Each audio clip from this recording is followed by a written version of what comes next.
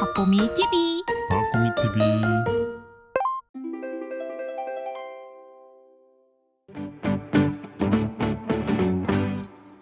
안녕하세요, 박보미입니다. 제가 채널을 통해 가지고요, 자산 배분, 장기 투자, 그리고 적립식 투자 이런 것에 대해서 말씀을 많이 드리고 있잖아요. 그래서 많은 투자자분들이 그런 것을 실제로 많이 행하시고 관련된 내용들을 저에게 다양한 방법으로 보내주시는데요. 그 중에서 이렇게 괜찮다 싶은 것들은 하나씩 공유를 드리려고 처음으로 시도를 한번 해봅니다. 이제 앞으로 많이 보내주시는 사연들 중에서 공유를 많이 해드릴 수 있도록 하겠습니다. 자, 오늘의 사연은요, 2년 동안 해본 자산 배분의 투자 후기에 대해서 이렇게 보내주셔가지고 소개를 드려보겠습니다. 안녕하세요, 깻님. 안녕하세요. 구독자분들의 실제 투자 사연 어떤 기대가 되시나요?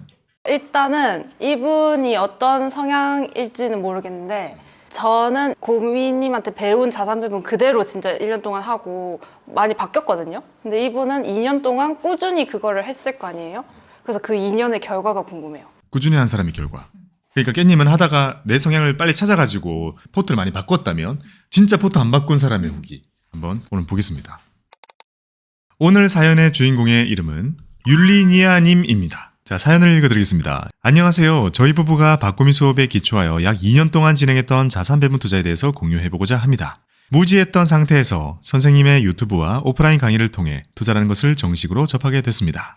초보적 수준이라 여전히 시행착오 중이지만 첫 투자 수익을 얻었고 결혼하여 함께 첫 목돈을 모으는 평범한 30대 중반 신혼부부의 입장에서는 적지 않은 이율이었기에 혹시 저희처럼 목돈을 안정형으로 모으고자 하시는 분들께 참고가 될까 하여 부끄럽지만 글을 올려봅니다. 야, 신혼부부시고요. 첫 투자를 함께 하시는 정말 이상적인 사연입니다. 투자의 목적은 목돈 모으기. 이미 의미가 있어요. 목돈 불리기가 아니에요. 목돈 모으는 과정이에요. 투자의 방향성은 원금 손실을 최소화, 안정형. 이거 되게 의미 있다. 원금 손실 또는 예금자 보 이런 거 기억나요? 기억나죠? 이분 예금만 하시던 분이에요? 그렇지 않겠어요? 우리가 투자를 좀 해보면요. 투자라는 것은 우리가 장기 투자를 할수록 이 시간이 길어질수록 원금 손실이라는 것의 가능성은 급격히 줄어드는 걸 느끼잖아요. 그래서 투자를 오래 한 사람들은 야, 어차피 꾸준히 하면 충분히 안정적인데 그 왜 그렇게 보장해주는 걸 찾아라고 많은 사람들이 얘기하잖아요. 저도 지금 그 감을 잊었거든요. 돈을 지키는 것이 내가 지키는 거지 이걸 지키는 뭔가 제도를 원한다 이런 감은 지금 잃었거든요. 살아 있어요? 그런 게? 아니요, 은행에 안 넣는 것만 봐도 은행에 들어있는 게 하나도 없고 제 전 재산은 전부 다 증권에 있잖아요. 그렇죠. 그게 너무 이제 당연하긴 한데 근데 원금 손실을 최소화한다는 것이 투자의 가장 큰 방향성이라는 것은 제가 추측하건대 처음 하시는 거예요. 예적금만 하신 거예요, 그동안. 아, 그러면 예적금보다만 좀 높으면 되겠네요, 수익률이? 그럴 것 같다는 생각도 들죠. 기대 수익률이 충분히 낮아도 되겠다. 그리고 목돈 모으기잖아요. 모으기. 근데 원금 손실을 최소화라면 저는 어떤 생각을 해보냐면 이분은 이미 목돈이 있을 것 같아요. 왜요? 뭘 보고 그렇게 느낀 거예요? 왜냐? 잘 생각해봐요. 예적금만 하시는 분들은 목돈을 잘 모아요. 맞아요. 그런 것 같아요. 이게 왜냐면 투자하는 사람들 생각해봐요. 투자하는 사람들의 노력은 보통 뭐냐면 수익률을 올리려고 해요. 뭘 늘리려고 안 해요? 투자 원금을 늘리려고 잘 안 해요. 근데 제가 이거 엄청 강조하잖아요. 우리는 원금을 늘린 노력을 진짜 많이 해야 된다라고 얘기하잖아요. 근데 예적금 하는 사람들 생각해봐요. 수익률 못 올려요. 거의 뭐 의미 없어요. 그럼 뭐 해야 돼요? 원금 늘리는 것에 완전히 특화되어 있어요. 짠테크를 하고 소비를 줄이고 여러 가지를 해가지고 이 예적금만 하시는 분들이 목돈을 더 잘 모은다니까요. 그래서 이렇게 뒤늦게 투자를 접하신 분들이 예적금만 하셨다면 목돈이 있다는 거예요. 그럼에도 목돈을 모으기가 투자의 목적이 되었다는 것은 아직 목돈을 건드리거나 할 만큼의 그런 게 없는 상태인 거죠. 투자에 대해서. 그러니까 아마 이 시점에서는요. 자산 배분이라는 방법은 그래도 그나마 안정적으로 보이니 목돈을 담지는 못하겠으니 지금부터 모으는 적금으로 부어오던 그 돈을 자산 배분을 한번 해보자 이게 아니었을까 추측해봅니다. 저랑 비슷한데요? 아, 그래요? 저도 은행만 쓰다가 그걸로 쪼개가지고 1년 동안 해본 거예요. 목돈에서 뽑아서. 다른 경우인가? 근데 많이 남겨두고는 있었잖아요. 목돈. 그런 것들은 제가 해지를 할 필요는 없으니까. 그렇죠. 해지를 할 것까지는 없다. 다들 이런 과정을 거치잖아요. 저는 이제 이게 사실 기억이 잘 안 나요. 이 단계 때의 저의 마음이 기억이 잘 안 나요. 저도요. 벌써요? 절대 돌아가지 않겠다. 그쵸. 돌아가면 지금 위에서 보여드렸던 것처럼 다시 나는 수익률을 높이는 노력에 대해서 전혀 내가 할 수 있는 게 없고 원금을 늘리기 위한 노력을 모두 해야 되잖아요. 저 노력은 내 삶을 약간 힘들게 만들어요. 맞아요. 근데 지금은요, 투자하는 것의 삶은 어때요? 수익률을 높이기 위한 이 액션 자체가 즐겁잖아요. 공부도 되고 사람이 점점 똑똑해지고 세상 만사에 막 밝아지고 이 모든 행위가 즐겁지 않아요? 맞아요. 저 자산 배분 1년 하면서 그 과정이 재밌었어요. 그쵸. 그거 봐요. 우리가 언제 달러나 금을 자산으로 생각했어요. 맨날 금 액세서리 생각하고 달러도 여행 갈 때만 썼지. 그거 다 자산으로 모으고 하면서 그 모든 과정이 저는 즐겁다고 생각을 하거든요. 그래서 거기에 진입하실 때의 첫 마인드가 그런 거이지 않았을까 추측을 해봅니다. 투자의 방식은요. 월급의 일부를 매달 정액 적립식 2년간. 그쵸. 2년간 매달 말에서 2월 초에 그러니까 월말 31일이나 그 다음 달 1일에 딱 매수를 하셨다고 하고요. 세팅 비중은 안전자산이라고 부르는 건 채권, 달러, 금 이게 60%고요. 투자자산이라고 부르는 거는 40%. 배당주, 리츠, 국내 주식, 미국 주식. 근데 이분은 진짜 안정지향형 사람인 거 아니에요? 투자자산에 배당주랑 리츠를 포함하는 거 보면? 네, 맞습니다. 그러니까 배당주와 리츠도 저는 완전한 투자라고 생각 안 하거든요, 이제. 그리고 완전한 안전자산이라고도 생각 안 해서 배당자산이라는 형태로 아예 그냥 따로 빼버리잖아요. 그게 물릴 수는 있으나 배당받으면서 채울 수 있는 자산, 그 중간 정도라고 해가지고 저는 배당자산을 따로 빼거든요. 배당자산. 근데 이렇게 포함해서 40%이면 정말 보수적으로 세팅이 된 거죠. 근데 시작할 때는 이렇게 해야 돼요. 자, 아래의 표를 참고 부탁드립니다. 볼까요? 채권 35, 금 10, 달러 10, 배당 10, 리츠 10, 국내 주식 10, 미주 10, 현금 5. 이거 제 포트네요? 그거를 그대로 하셨습니다. 투자 기간은 2022년 1월부터 2023년 말, 만 2년, 2023년 말 끝나고 나서 이 자료를 주셨어요. 그러니까 이게 6개월 정도 된 내용입니다. 자, 2022년 1월이면 깻님보다 선배인가요?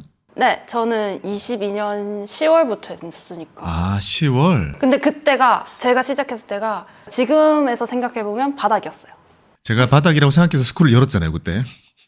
왜냐면 온라인으로 얘기하면 욕먹을 것 같아서 사야 되는데 어떡하지 해서 살 사람만 모으면 얘기할 수 있겠지 해가지고 스쿨을 열었을 때 오셨죠? 2022년 10월이네요. 근데 그때가 바닥이라고는 생각 안 했죠. 왜냐면 2021년 말부터 계속 안 좋은 암울한 그 시기에 있었으니까 그냥 계속 안 좋다 이렇게만 받아들이고 있었죠. 아, 근데 만약에 깨님이 그렇게 기억하고 계시다면 이분은 안 좋을 때 시작해서 1년 내내 거의 안 좋았던 거 아니에요? 그래서 이걸 어떻게 견뎌냈을지 지금 궁금해요. 저도 지금 보고 놀란 게요. 이때네? 아니, 투입 금액이 500만 원이에요. 약 500만 원을 22달 동안. 근데 장이 너무 안 좋을 때 시작해서 심지어 그게 한 1년 동안 이어졌을 텐데 이걸 지속하셨을 동안 고통이 느껴져요. 진짜 참고 하신 것 같아요. 거기다가 여윳돈 중간 투입 약 7,900만 원. 중간에 어떤 사유에서 이 돈을 추가적으로 넣으셨어요. 그렇게 해서 최종적으로 투자한 투자금은 1억 8,910만 1,830원을 투여를 하셨습니다. 일단 500만 원씩 22달을 모으고 목돈 8천만 원을 넣으면 저렇게 되는군요. 돈이 거의 1억 9천이 나오네요. 지금 평가 금액을 봤는데 한 10% 수익 난 것 같은데요. 자, 볼까요? 그러면 매입 금액은 요렇게고 최종 평가 금액 2억 642만 9,316원입니다. 대략적으로 10% 조금 안 되는 수익률처럼 보여요. 9%대일 것 같아요. 근데 이게 2년 동안 발생한 거잖아요. 그러니까 수익률이 절대적으로 보면 높다라고 볼 수는 없지만 놀라운 거는 시장이 되게 안 좋을 때 꾸준히 부으셨고 9%의 수익을 보셨다라는 거네요. 더 의미 있는 거 아니에요? 시장이 안 좋을 때 9%의 수익을 냈다는 건? 그리고 지금은 사실 어떻게 돼 있으신지 제가 모르니까 만약에 그대로 계속 투자를 지속하셨다면 그 뒤로 회복 많이 됐으니까요. 왜냐하면 그 뒤에 달러 엄청 올랐죠. 채권도 금리나 힌트 나오면서 더 올랐고 국주 미주 다 올랐잖아요. 이때보다는. 그러니 바라보건대 힘든 시기를 이겨내셔가지고 수익을 보셨고 그 뒤로도 계속 이어가셔가지고 훨씬 많은 수익을 보셨기를 좀 기대를 해봅니다. 2023년부터는 현금이 필요한 상황이 생겨서 매수 중지 매도 중 아쉽다. 이거 좀 아쉽다. 딱 12월부터 올랐잖아요. 2023년 12월에 급등했잖아요. 자, 우리는 너무 큰 수익을 놓쳤다고 해서 지금의 9%가 의미 없는 게 아닙니다. 자산 배분의 이 위기를 이겨내는 능력 자체를 느끼시지 않았을까라고 추측을 해봅니다. 채권, 금, 달러, 배당 주식, 리츠, 국내 주식, 미국 주식 차례로 7개의 자산군에 따라서 안정형 포트폴리오로 투자했던 방식에 대해서 말씀을 드리겠습니다. 첫 번째는 채권에 대한 내용입니다. 저희는 채권에 가장 많은 비중을 두고 매수를 하였습니다. 투자 초기 달러를 살 때는 채권의 35%의 비중을, 달러가 많이 올라서 달러를 사지 않기 시작했을 때는 채권에만 45%의 비중을 두어서 투자를 하였습니다. 채권 선택의 기준은 1번 최소 트리플 B 이상의 신용도를 가진 채권, 2번 만기가 1년에서 2년 정도일 것, 3번 금리가 최소한 은행의 예적금보다만 높으면 될 것. 유튜브와 오프라인 수업에서 배운 내용을 바탕으로 정하였습니다. 자, 이렇게 세 가지 기준을 말씀해 주셨어요. 어떤 생각이 드나요? 평가해 주실까요? 후배님으로서? 트리플 B 이상이면 그 당시에 시장이 안 좋았잖아요. 근데 저 트리플 B 이상이 괜찮은 정도였어요? 일단 제가 좀 첨언을 해드리자면요. 트리플 B를 볼 때는 보통 플러스까지만 보는 게 좋고, 볼 거라면요. 그리고 이거는 장이 좋을 때 얘기예요. 장이 좋을 때는 트리플 B 플러스를 봐도 되는데 지금처럼 장이 안 좋을 때, 저 때도 장이 안 좋잖아요 사실. 이럴 때는 A0 이상으로 봐야 됩니다. 왜냐면 우리가 볼 때는 B랑 A랑 그냥 붙어 있는 것처럼 보이잖아요. 한 칸 차이가 별거 아닌 것처럼 느낄 수 있으나 트리플 B와 A는 사실 엄청난 격차가 있습니다. 약간 인간계와 신계 같은 느낌이에요. 이거는 제가 처음 시작할 때는 강조를 드린 부분이에요. 왜 이렇게 보통 생각을 하게 되냐면 이때부터 뭐가 생기나요? 이걸 기준으로 투자 적격 채권과 투자 비적격 정크본드를 나누는 기준이 트리플 B이기 때문이거든요. 그래서 우리가 실제로 트리플 B 이상인 채권들만 봐야 되는 거예요. 하지만 지금 같은 시기에서는 장이 안 좋을 때는 A0 이상으로 보셔야 돼요. 그 다음에 만기가 1년에서 2년 정도일 것. 이거는 오히려 또 제가 첨언을 해드리자면 3년까지 보시는 게 좋아요. 왜냐하면 보통 회사채를 찍어낼 때는 2년, 3년 정도로 찍어내게 되는데 3년 두고 찍어내는 그 친구가 매수 시점에서는 금리가 제일 좋아요. 그러니까 1, 2년 정도로 하게 되면 사실 1년짜리만 보게 되면 금리가 되게 많이 줄어 있고요. 왜냐하면 회사채라는 것은 만기를 향해 다가갈수록 부도율이 줄어드는 거죠. 부도 가능성, 디폴트 가능성이 줄어드는 것이기 때문에 거기에 맞게 금리도 같이 줄어듭니다. 그러니 금리가 가장 높을 때는 3년짜리가 태어날 때, 2년짜리가 태어날 때가 높은 거고 신용도가 높은 거를 그때 매수하시는 것이 차라리 낫다는 거죠. 그래서 지금 시점에서는 A0를 2년물 또는 3년물을 거의 발행하는 시점 근처에서 매수를 하는 게 매력이 있다는 거죠. 저 때는 약간 달랐으니까. 금리가 최소한 은행의 예적금보다 높을 것. 이거는 앞으로 아마 걱정 안 하셔도 될 거예요. 뭘 사도 이것보다 높을 겁니다. 이제. 자, 이런 기준 살짝 수정을 해드렸고요. 근데 미국 기준금리가 언제부터 올랐죠? 22년 중반인가요? 생각보다 오래 안 됐어요. 저 투자 시작할 때는 오르고 있었는데 한 3%대였던 것 같은데요. 그 정도 됐을 겁니다. 금리가 오르기 전에는 평온했을 때, 저금리였을 때는 우리가 트리플 B까지 많이 갔어요. 그래야 개인 투자자들이 매력을 느낄 만한 금리가 나왔었으니까요. 근데 지금은 지나고 나서 금리가 많이 올랐죠. 오르고 나서라는 것의 의미는 많은 기업들이 힘들어지는 거였잖아요. 그러니까 오르고 나서의 고금리 시기 이때는 A0 이상만 보셔도 된다라고 말씀을 드리고요. 먼 훗날에 금리가 다시 내려가는 날이 온다면, 안 올 수도 있어요. 온다면 진짜 그때 A0가 금리가 너무 별로라서 저런 게 필요해질 때가 올 겁니다. 하지만 지금은 한참 멀었을 것 같으니까 지금 아예 수정을 해버리자고요. A0 이상만 보자. 이렇게요. 이분 되게 채권의 그 가격 변동, 수익률 변동을 다 느끼셨겠다. 진짜 드라마틱하게 느끼셨을 것 같아요. 금리가 오르는 시기였기 때문에 저때 사셨던 채권들이 평가 손실이 많이 생겼겠네요. 근데 만기가 1, 2년 정도였으니까 만기까지 기다려가지고 그냥 평가 손실이 공중분해되는 것도 느끼셨을 것 같아요. 그러니까요. 그러니까 채권 투자로 할 수 있는 거 다 느끼신 것 같아요. 계속 읽어보겠습니다. 투자를 시작한 2022년 1월은 이제 막 기준금리가 오르던 시점으로 아래 그래프와 같이 당시 1.25%였습니다. 기준금리 얘기인 것 같아요. 매달 매수일이 되면 세 가지 기준에 맞는 채권 중에서 금리가 제일 높은 것을 골라서 매수를 했습니다. 예를 들어 이랜드월드 97, SL중앙 6, JTBC 23 등의 채권을 이율 4.4에서 5.6% 정도로 매수를 하였습니다. 기준금리가 지속적으로 올라가면서 금리는 계속해서 오르게 되었고 한신공영 48, 이랜드월드 100-2와 같은 채권들을 7에서 8%대로 매수를 하게 되었습니다. 여기서 다 나오네요. 저 때부터 오르기 시작했네요. 22년 그냥 투자 시작할 때부터 쭉 올랐던 거네요, 금리가. 네. 채권 투자 타이밍으로는 아주 안 좋았죠. 장기채를 샀으면 힘들었을 거예요. 근데 그 당시에 고미님이 장기채는 거의 약간 도박이라고 말했기 때문에 이분은 안 사셨을 거예요. 그렇죠. 그때 사시면 거의 없을 겁니다. 그때 제가 30년물짜리라는 게 있어가지고 쳐다도 보지 말라고 얘기를 했고 진짜 굳이 사시겠다고 한다면 왜냐하면 미국 기준금리는 좀 올라가 있었거든요. 그때만 사시고자 한다면 10년 정도를 ETF로 사라라고 말씀을 드렸었죠. 그 후로 이렇게까지 오를 줄 아무도 몰랐어요. 근데 어쨌든 우리 율리니아님은 당시로 돌아간다면 당시 시점에서는 아주 좋은 선택을 하신 것 같아요.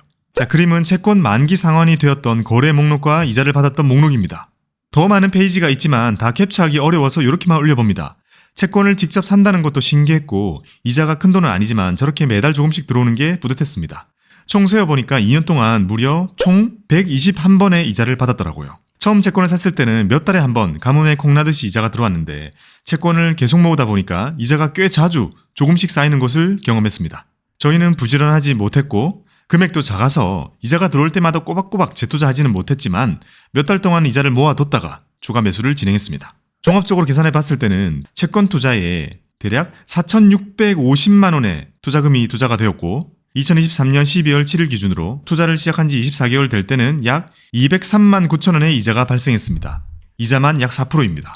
좋네요. 저 때는 금리가 그렇게 안 높았을 때니까 국내 채권만으로도 4,650만 원의 투자금으로 이자를 저만큼 만들었습니다. 저 때 금리 치고 아주 좋은 선택이죠. 깻님 보시기에는 약간 아쉬울 수 있겠다. 깻님은 금리가 왕창 오르고 나서 투자를 시작했기 때문에. 지금 시점에서 보면 당연히 아쉽죠. 근데 그 당시에는 최선의 선택 아니에요? 자산 배분을 할 때의? 그쵸. 저 때는. 봐봐요. 장기채를 우리가 산다면 채권 가격 자체의 움직임이 제일 중요하다고 했고 우리가 저렇게 중기 채권을 산다면 만기까지 보유하면 되기 때문에 채권 가격의 움직임은 중요하지 않다라고 우리가 배웠잖아요. 그러다 보니까 여기 바로 위에 보이는 이 많은 채권들이 만기를 맞은 거잖아요. 근데 저기 자세히 나오지는 않겠지만 이 채권 가격들의 움직임이 상당했을 거고 그리고 시장의 금리가 오르고 있었기 때문에 얘네들도 평가 손실이 막 났을 거란 말이에요. 근데 그게 다 없어졌다는 거죠. 그리고 만기 다 돼갈 때 저렇게 적으셔가지고 저기 있는 수익률들이 거의 0에 가깝게 나오신 것 같아요. 그러니까 이게 채권 투자의 아주 큰 장점이죠.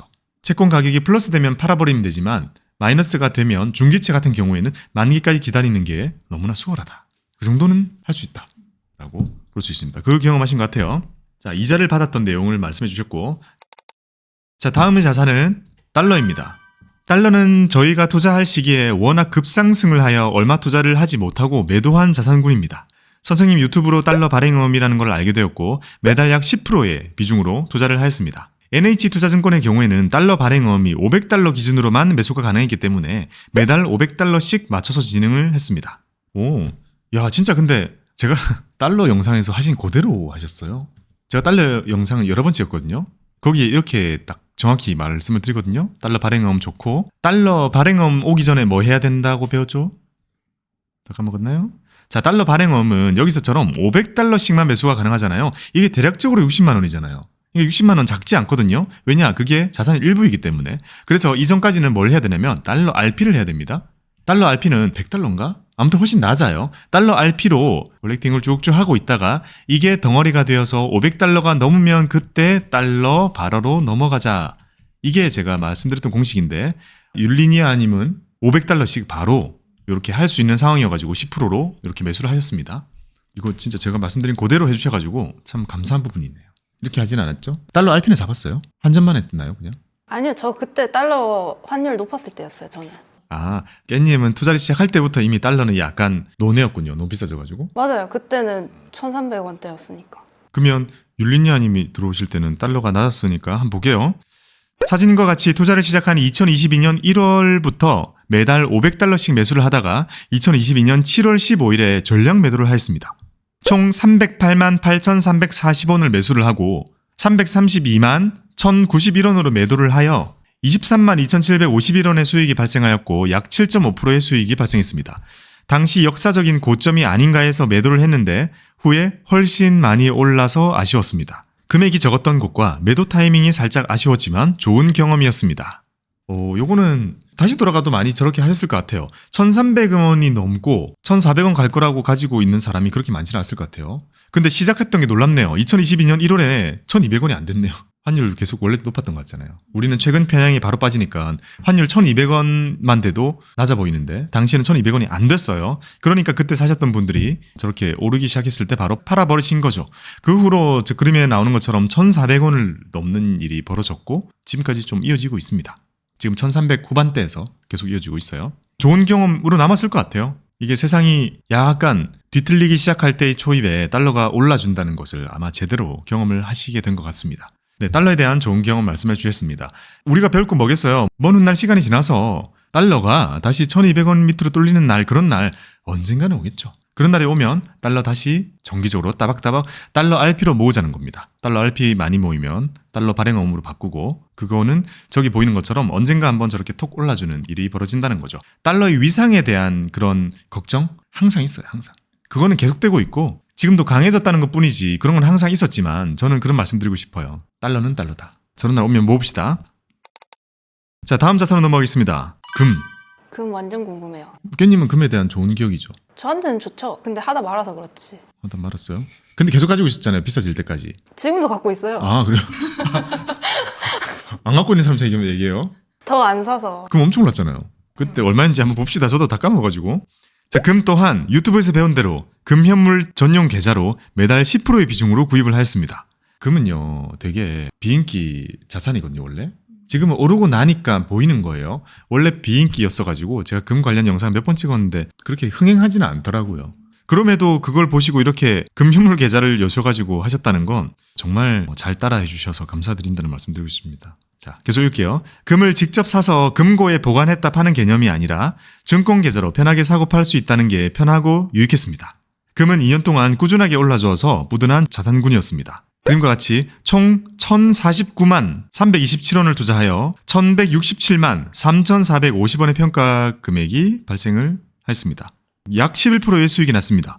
자, 이 표를 보면요. 금은 1g 단위에서 살 수 있습니다. 그리고 평균 매입가 77,700원 정도 나와 있으니까 사셔가지고 총 135g만큼의 금을 산 것의 평균 매입가가 저 정도 되는 거고 이 11% 수익이 난 거는 86,000원일 때 이미. 금을 가지고 계시면 지금 수익 되게 많이 났겠네요? 10만 넘었잖아요. 금은 안 파셨지 않았을까요? 제발 안 파셨기를 갖고 계실 거라고 믿어요. 그리고 여기 보면 99.99K라고 나와 있는 것은 1kg를 의미하는 거잖아요. 1kg가 되면 출금이 가능한 금 99.99를 말하는 거고 미니골드 해가지고요. 저거보다 더 낮은 단위로 되어 있는 게 있거든요. 그거는 가격은 거의 비슷해요. 그거는 100g만 돼도 출고가 가능한 그런 금현물 계좌를 말하는 건데 우리가 살 때는 진짜 출고 안 할 거면 99.99를 사시면 되고 나중에 몇백 그램 정도 모았을 때 출고를 좀 해보고 싶으시다면 미니금을 모으시면 됩니다. 어쨌든 1일씩 사셔가지고 이렇게 10%의 넘는 수익을 통해서 좋은 기억으로 남으셨다니 너무나 뿌듯합니다. 자, 지금까지는 안전자산, 채권금 달러에 대한 투자의 내용이었고요. 다음부터는 투자자산, 배당주, 리츠, 국주, 미주에 대한 내용입니다. 자, 이게 약간 하이라이트가 될 수 있어요. 되게 안 좋았으니까요. 지금까지 안전자산은 전반적으로 좋았잖아요. 좋을 수밖에 없었던 거는 시장이 워낙 안 좋았었기 때문에 안전자산이 상대적으로 좋게 또는 반대적으로 올라오는 걸 느끼신 거고요. 이 투자자산 쪽은 많이 힘드셨을 것 같은데 한번 살펴보겠습니다. 초기 투자 자산들은 제대로 공부를 해보고 투자를 결정한 종목들은 아니었습니다. 배당 주식의 경우에는 전통적으로 꾸준하게 높은 배당을 주며 배당 성향이 강한 KTNG를, 국내 주식의 경우에는 우리나라 대표 우량 주식인 삼성전자를 사모았으며 미국 주식은 잘 모르기 때문에 지수를 추정하는 타이거 미국 S&P 500을, 리츠는 당시에 잘 몰라서 상품의 차이가 크지 않다고 생각해서 쿠팡의 물류센터를 가지고 있는 ESR 캔달 스퀘어 리츠를 구매를 하였습니다. 오프라인 수업을 본격적으로 들으면서부터 대충 알던 지식들이 비교적 정확히 알게 되면서 투자 중간에 상황에 맞는 좋은 상품들을 구매할 수 있어서 결과적으로는 아쉬움을 줄여볼 수 있었습니다. 저 이 부분은 겁이 많고 당연한 거예요. 투자 경험치와 이해도가 아직 적은 것을 인정을 하고 주식에는 10%밖에 안 되는 비중을 두었습니다. 충분합니다. 제가 보수적으로 짜드린 포트에 주식 10% 들어있습니다. 국내 주식. 그러니까 원래 혼자 영상만 보고 판단을 하셔가지고 KTNG와 우량주 그리고 리츠 고르셨고 ETF도 미국 걸로 담으신 거예요. 배당 주식 한번 볼게요. 그 중에서 배당 주식은 2022년 1월부터 2023년 7월까지는 매달 정액 적립식으로 KTNG 주식을 쭉 구매를 했습니다. 와, 쉬지 않고 2년 거의 담으셨어요. 이후 수업을 통해서 은행주가 전망이 좋다는 분석을 알게 되었고 배당이 거의 9% 10%가 된다는 걸 확인하고 우리금융지주로 변경하여 매수를 진행했습니다. 자, 이거는 제가 얘기해도 되는 게 제 영상으로 우리금융지주 얘기했으니까요. KTNG의 경우에는요. 매입 평균가는 84,677원에 97주를 매입하였기 때문에 매입 금액은 821만 3,700원이며 평가 금액은 885만 6,100원으로 평가 수익은 59만 5,978원, 수익률로 보면 7.25%입니다. 이거는 배당 말고 바디 평가 금액이 7.25% 났대요. 아, 차익이? 네. 오, 그러면 이제 배당 수익률과 포함되면 더 올라가겠네요? 네, 적혀있네요. 또한 총 46만 6,400원만큼의 배당금을 받았습니다. 거의 비슷하게 받았네요. 평가손익이 거의 한 60만 원이고 배당 받은 게 46만 원이니까 합치면 더 올라가 있군요. 10%는 넘는데요? 10% 넘죠. 좋습니다. 너무 좋습니다. 우리 금융지주의 경우에는 평균 매입가가 11,792원에 473주를 매수를 하여서 557만 7,900원의 매입 금액이 투자가 되었고 평가 금액은 605만 4,500원으로 평가 손익은 44만 4,072원입니다. 수익률은 7.96%입니다. 우리 금융지주의 배당금은 아직 매수를 한 지가 얼마 되지 않아서 나오지는 않았지만 기대를 하고 있습니다. 대략 50만 원 안 되게 나왔겠는데요? 저 때는 9.71대 아니에요? 그러면은 20% 맞아요? 배당금이랑 더해서 20까지는 안 되더라도 거의 뭐 10몇 나오겠네요. 아주 성공적인 결과입니다. 근데 배당락도 맞아가지고 그만큼 반영된 게 또 있을 거라서 배당 받을 때는 어떻게 모르겠지만 어쨌든 우리는 알고 있죠. 밸류업으로 인해서 금융지주들이 많이 올랐으니까요. 좋은 경험이 됐을 것 같습니다. 이 주가 자체의 수익률은 다시 또 낮아졌잖아요. 밸류업에 대한 기대감이 다시 좀 없어지게 되면서요. 그래서 배당 받은 거랑 그 수익률 정도만 고려를 하더라도 어쨌든 상당히 플러스는 돼 있을 거라는 생각을 우리가 해볼 수 있습니다. 배당주 투자의 결과 아주 좋은 경험으로 남으셨기를 바랍니다. 계속해도 되는 투자니까요. 자, 다음은 리츠입니다. 리츠는 투자를 하면서 상당히 아쉽다고 생각되는 자산입니다. 주식의 성격을 가지고 있는 종목 중에서도 안정적인 성향이 강하더라도 결국은 주식의 일종이고 변동성이 심할 수 있다는 걸 깨닫게 해준 자산입니다. 저희의 첫 리츠 종목은 ESR 캔달 스퀘어리츠입니다. 그림처럼 매수 후부터 지속적으로 하락했기 때문에 아무리 물타기를 해도 지속적인 마이너스였습니다. ESR 캔달 스퀘어리츠의 평균 매입가는 4,709원으로 총 2,091주를 매입하여 매입 금액은 984만 7,375원이며 평가 금액은 763만 2,150원으로 마이너스를 225만 9,829원만큼 입었습니다. 손실을 입었습니다. 해당 리츠의 배당금은 48만 7,427원입니다. 잠깐만, 배당금이 48만 원 정도 나왔는데 주가 자체가 지금 225만 원만큼 빠진 거잖아요. 그러니까 그게 최근에 보여줬던 리츠의 결과였고 대부분 이랬어요. 저도 몰랐던 사실을 많이 깨달은 게 리츠가 이렇게 고금리에 취약하다는 거를 저도 많이 깨달았습니다. 이겨내면 어떻게 될지는 모르겠지만 그 시기는 정말 영향을 심하게 받는다라는 것을 배웠기 때문에 보통 우리가 배당주 사는 거랑 마인드 다른 것 같아요. 그러니까 배당주는 우리가 물려도 배당 받는 것들로 그 부분을 만회하기 위함이잖아요. 근데 리츠는 금리가 너무 올라버리면 배당이 줄어버려요. 그리고 바디도 완전히 그냥 마이너스 크게 나버린단 말이에요. 그거를 우리가 이번에 제대로 느낀 것 같습니다. 계속 읽어볼게요. 수업을 통해 리츠에 대해 좀 더 공부한 뒤에 다른 자산과는 별개로 리츠의 추가적인 투자도 같이 진행했습니다. 마침 정기 예금이 만기가 되어서 여윳돈이 생겼고 계좌에 현금 자산으로 두었던 금액과 이자를 합쳐가지고 리츠 상품을 다 샀습니다.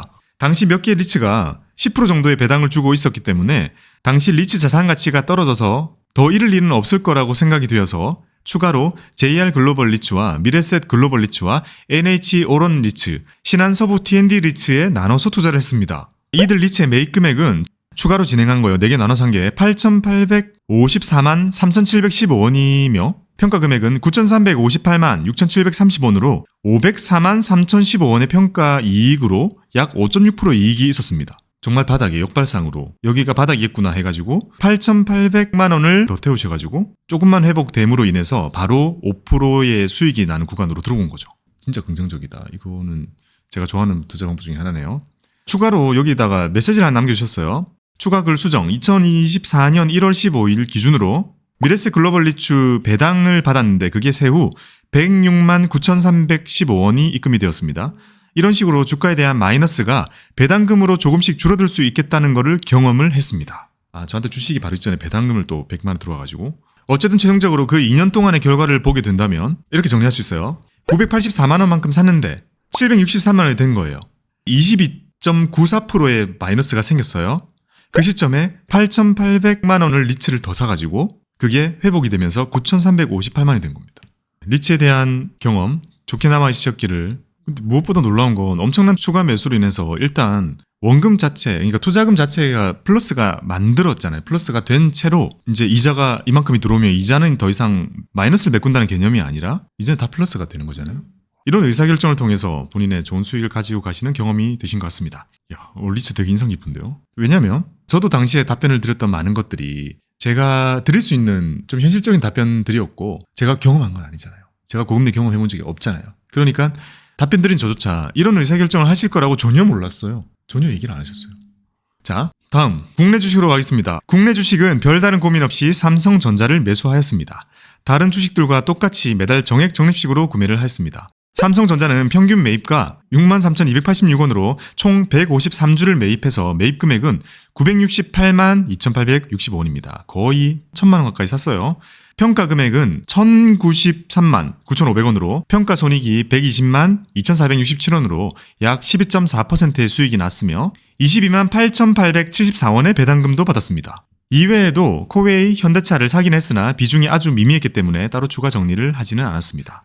자, 국내 주식에 대한 경험, 다행히도 그게 되게 힘든 시기였는데 그 시기에 많은 기업들이 주가가 바닥을 기고 있었는데 그때 삼성전자를 선택을 하신 거는 말씀드리고 싶어요. 삼성전자라서 수익이 난 게 아니에요.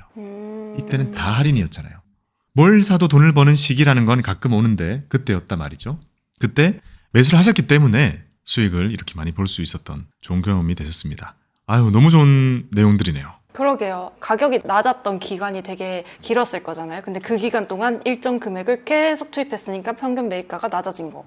그쵸. 또 중요한 거는 수익금이잖아요. 1,000만 원어치 삼성전자를 만약에 한 번에 샀다면 되게 힘들었을 수도 있는데 나눠 샀기 때문에 나눠 살 수 있는 시간을 길게 줬고 그때 동안 쭉 샀기 때문에 목돈이 된 거잖아요.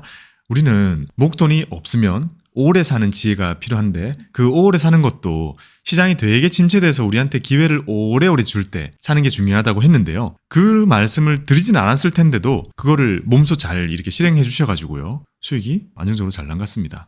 이 어려운 시기 진짜 투자 잘 하신 것 같아요. 마지막입니다. 미국 주식.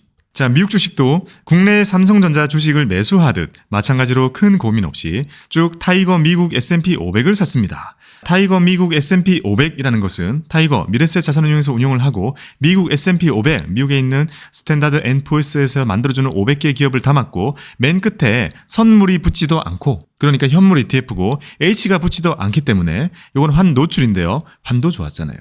그러니까 그 당시에는 아주 좋은 선택을 하신 것 같습니다. 타이거 미국 S&P 500은 조금의 등락은 있었지만 그래도 조금씩 우상향 해주었습니다. 조금씩 우상향 그때부터 했군요. 계속되고 있는데 평균 매입가는 13,474원이며 총 787주를 매입하여 매입 금액은 1,060만 4,485원이며 평가 금액은 1,187만 5,830원으로 평가 손익 123만 8,195원으로 약 11.67%의 수익을 보였고 15만 2,520원의 배당 수익도 들어왔습니다. 그러면 수익 좋네요. 이때 기준으로도. 그 뒤에 얼만큼 올랐는지는 체크 안 하고 싶어요. 야, 미국 주식에 대한 정말 좋은 기억. 이것만 해도 충분히 좋지만 그 뒤에도 좋은 기억 가지고 가셨으리라 믿습니다. 그러니까 여기서 이제 알 수 있는 게 작년 말까지 하고 어떻게 보면은 중단한 상태잖아요. 근데 지금 6월 달까지 6개월을 추가적으로 계속 했다면 엄청난 결과가 나타나는 그런 자료인 거죠. 그렇죠. 그것도 배움이죠. 투자를 힘든 시기를 어렵게 2년 담았잖아요. 자, 2022년, 2023년 되게 힘든 시기 2년 동안 열심히 담으셨잖아요. 그러니까 그게 어찌 보면 그 힘들었던 2년에 대한 보상이라는 것도 생각보다 되게 길게 달콤하게 올 수 있다는 것도 우리가 이걸 통해서 배울 수 있는 거죠. 그러니까 우리가 힘든 시기 때 투자를 하면 이런 생각을 하게 되거든요. 10%만 나도 나와야지. 10%만 돼도 만족해. 뭐 이런 마음을 많이 가질 수 있게 되거든요. 근데 오래 참은 만큼 그 뒤에 회복이라는 것도 생각보다 길 수 있다는 것도 경험이 되실 것 같습니다. 자, 총 정리입니다. 다음은 총 매입금, 평가금, 배당금, 손익, 수익률에 대한 표입니다. 표는 두 개로 나눠져 있는데요. 첫 번째 표는 매달 정액 적립식으로 진행한 투자 자산을 정리를 한 것이고 두 번째 표는 리츠를 추가 매수한 것을 따로 정리를 했습니다. 각 표마다 평가액 및 배당금이 매입금 대비해서 약 6%대 그리고 최종적으로는 실투자금 대비해서 9%의 이익을 본 셈이 되었습니다. 자, 지금 이 표 보이잖아요. 제가 이거 보면서 할 말 있어요 또. 뭐요? 우리가 9%라고 보면 작게 느낄 수 있거든요. 근데 이거 작은 거 아니에요. 왜냐면 적립식으로 했잖아요. 거치식이 아니에요. 거치식으로 2년 동안 해가지고 9% 나면 작은 거예요. 하지만 돈을 부어가며 9% 나왔다는 건 아주 높은 거예요. 우리가 실제로 적금 있잖아요. 적금 4%짜리가 시점 기준으로 그걸 원금으로 생각해버리면 2%밖에 안 나오거든요. 2% 안 나오나 그래요. 그러네요. 마지막쯤에는 점점 줄어드니까. 그렇죠. 마지막에 넣은 돈은 이자가 안 붙고 나온 거란 말이에요. 그러니까 원금이 과대 계상된단 말이에요. 원금이 크고 수익금이 작게 잡히기 때문에 수익률이 줄거든요. 줄게 잡힌 게 지금 9%이기 때문에 이거는 일반적인 9%와 전혀 다릅니다. 적립식의 9%는 아주 큰 수익이에요. 9%의 이익, 여기 대해서 제가 최종적으로 좀 생각을 말씀드려보면 2022년도에는 금리가 계속 올라왔잖아요. 그러니까 초창기에는 금리가 낮았고 그리고 하반기 때쯤에는 기억이 납니다. 10월 즈음에 레고랜드 터지고 나서 한전의 채권이 발행될 때 액면이 6%였어요. 그러니까 고금리는 그때 제대로 막 올라왔으니까 그런 거 고려됐을 때 9%를 만드는 것은 지금 보면 지금 장이 뭐 많이 좋아졌으니까 작게 느껴질 수도 있지만 그거를 당시에 돌아가서 자산 배분으로 만든다는 것은 정말 어려운 일이었다는 생각이 들고 그럼에도 여러 가지 자산 담고 있었기 때문에 힘든 시기에도 안전자산이 많이 올려줘가지고 만들어낸 의미 있는 수익률이 아닌가 생각을 합니다. 자, 깨님도 한마디 말씀해 주시죠. 어떤 생각이 들어요? 지금 오늘의 이 결과를 보고 정말 초보 투자자분이 해줄 수 있는 최선인 것 같은데요. 제가 볼 때. 저도 그렇게 생각해요. 왜냐면 이게 기간을 좀 길게 잡고 투자를 해오신 거잖아요. 근데 그 긴 동안에 매월 넣는 거기 때문에 그 달에는 뭐가 안 좋아도 다음 달에 뭔가 상쇄시킬 수 있고 그러니까 이런 것들이 있다 보니까 돈을 모아가는 투자 경험으로는 진짜 좋은 것 같아요. 그렇죠. 많이 느끼시고 배우셨을 것 같아요. 그리고 장이 안 좋아질 때 안전자산들이 올라가는 움직임을 느꼈다는 것 자체가 되게 의미 있다고 생각이 듭니다. 안전자산이 올라가는 움직임 느껴야 앞으로도 모을 수 있을 것이고 그리고 힘들었던 시기에 투자자산을 계속 적립식으로 모아간다는 게 필요하다는 것도 제대로 실천해 주셨고 더더욱 놀라운 점은 정말 진짜 바닥이구나라고 생각이 들 때 과감한 투자를 하셨다는 게 좀 놀랍기는 하거든요. 똑똑하신 것 같아요. 그런 것 같아요. 그러니까 나름 공부 진짜 많이 하신 거예요. 유튜브와 책을 함께 고려해서 진짜 공부 많이 하신 것 같습니다. 그만큼 본인의 과감한 결단력 그리고 노력 이런 게 결과에 묻어나는 거라고 저는 생각을 합니다. 자, 마지막 멘트 남겨주셔가지고요. 읽어드리겠습니다. 저희가 당시 은행 적금만 했다고 가정을 했을 때 직접 자산 배분 투자를 시도했을 때보다 최소 800만 원에서 그 이상 이익이 작아지지 않았을까 생각을 합니다. 저희 부부는 맞벌이 직장인이고 야근도 꽤 있어가지고요. 식비나 교통비 등을 아끼기가 쉽지 않았습니다. 결혼 직후에 짠테크나 가계부 쓰기 이런 것도 시도를 해봤지만 너무 큰 스트레스로 다가와서 차라리 직장에서 최선을 다해서 소득을 올리고 안정형 투자를 배우는 쪽을 택했습니다. 박고미 유튜브, 책, 오프라인 강의를 순차적으로 접하면서 단순히 계좌 속 숫자 읽기만 배운 것이 아니라 투자를 대하는 자세와 세상을 보는 시각도 점점 트여가는 것 같습니다. 이건 너무 과분한 칭찬이신 것 같아요. 선생님께 너무나 감사드리고 다른 분들의 투자 경험도 공유받고 싶습니다. 긴 얘기 들어주셔서 감사합니다. 자, 이렇게 말씀해 주셨잖아요. 다른 분들의 투자 경험도 공유받고 싶습니다. 라고 해가지고 지금 여기 보이시죠? 당투보라고 그냥 이름을 지어봤는데요. 당신의 투자를 보여주세요 라는 코너를 새로 만들었습니다. 이건 뭐냐면요. 지금 보여주신 것처럼 이런 나이의 투자 경험을 가지고 계시다면 그게 성공 투자 경험이든지 실패 경험이든지 공유를 해주시는 건 진짜 이거 의미가 있는 것 같아요. 구독자분들에게요. 그래서 이 영상 하단에 이렇게 링크를 같이 남겨드릴 테니까요. 이제 당투보라는 걸 시작을 할 테니 많은 분들의 사연 공유를 부탁드리겠습니다. 원하신다면 아예 글만 받아서 제가 읽어도 되고요. 나오신다면 직접 말씀을 하실 수 있도록 인터뷰 컨텐츠도 가능하고요. 필요하다면 뭐 얼굴 모자이크 한다든지 저희가 다 해드릴 수 있으니까 여러분들의 많은 투자 경험 공유해 주시기를 부탁드립니다. 당투보 어필 한번 해주시죠. 고민님 강의 같은 거를 가보면 구독자분들이 오셔가지고 어떠어떠하게 투자를 해와서 이러이러한 결과를 냈어요라고 엄청 좋은 결과를 되게 많이 보여주신단 말이에요. 근데 그거를 저희가 딱 봤을 때 되게 잘해왔다는 게 딱 보이는데 그거를 너무너무 알려드리고 싶어서 만들게 됐어요. 그래서 당투보를 하게 되면은 본인이 했던 투자에 대해서 어떻게 보면 피드백도 들을 수 있고 앞으로 어떻게 하면 되겠다라는 것도 배울 수 있지 않을까 싶어요. 그래요. 저희도 그런 거 보면서 뿌듯하기도 한데 그 개인정보니까 알릴 수가 없잖아요. 그러니까 참 아쉽더라고요. 저런 거 자랑 많이 해야 되는데 라는 생각이 많이 들었습니다. 그래서 여러분들의 다양한 경험들 공유 많이 해주시면 저희 당투보를 통해서 알려드릴 수 있도록 하겠습니다. 많은 참여 부탁드리고요. 오늘도 도움이 되었으면 좋겠습니다. 성토를 개납니다. 감사합니다. 마지막으로 율리니아님 아직까지 그대로 가지고 계셨기를. 저 약간 아쉬운 거. 저는 제가 했던 거를 누군가에게 보여주고 싶거든요. 왜냐면 제가 무지한 상태에서 시작했던 거다 보니까 그렇게 10개월 과정을 겪으면 뭔가의 변화가 있을 수 있다라고 생각해서. 기록 남겨둔 거 없어요? 있죠. 근데 딱 거기서 멈춰 있어요. 그걸로 해요. 1년의 기록이라도. 진짜? 그것도 한번 합시다. 그래서 열심히 기록을 했던 거예요? 근데 지금 해요. 진짜... 이걸 두고 당투보를 왜 만들고 있었던 거예요? 아니 누군가에게 보여주고 싶다가 그냥 제 친구한테 보여주고 싶어가지고 왜냐면 그 시트에서 그래프도 하나 만들어줬었잖아요. 근데 그 그래프도 저는 의미 있다고 생각한 게 목돈이 쌓여가는 과정, 그 많이 말했잖아요. 그 목돈이 쌓여가는 과정이 아 내가 진짜 이렇게 돈을 모으는 거 가능하구나 이걸 느꼈기 때문에 알려주고 싶었거든요. 근데 이미 시간이 너무 많이 지났어요. 아니 그걸 두고 당투보를 사연을 받고 있다는 게 저 진짜 말해주고 싶어요. 너무 좋다는 거.